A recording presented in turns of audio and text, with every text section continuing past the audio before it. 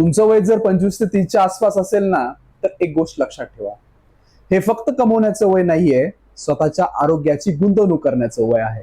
कारण या वयात आपण बाहेरून एकदम फिट दिसत असतो, पण आतून काय होतंय हे आपल्याला कळत सुद्धा नाही. दिवसभर बसून काम, व्यायाम कमी, झोप कमी, फास्ट फूड, सततचं टेन्शन आणि मग हळूहळू वजन, बीपी, शुगर, कोलेस्ट्रॉल यासारखी रिस्क फॅक्टर वाढायला सुरुवात होऊ शकते. प्रॉब्लेम असा आहे की यापैकी बरंच काही सुरुवातीला कुठलीही लक्षण दाखवत नाही. म्हणूनच 25 ते 30 वयात व्यायाम सुरू करणं म्हणजे फक्त बॉडी बनवणं नाही, तर पुढच्या 30 वर्षाच्या आरोग्याची तयारी करणं आहे. जिमला जाणं शक्य नसेल तरीही चालेल, दररोज चालणं सुरू करा, घरी वर्कआउट करा, पण शरीराची हालचाल मात्र तुम्ही करत राहा.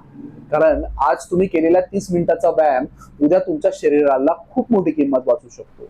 25 ते 30 हे वय आजाराची वाट पाहण्याचं नाही, आजाराचा धोका कमी करण्यासाठी सवय बदलण्याचं वय आहे. मी डॉक्टर अभिजित तुमच्या आरोग्यासाठी अशाच प्रॅक्टिकल गोष्टी सांगत राहणार आहे.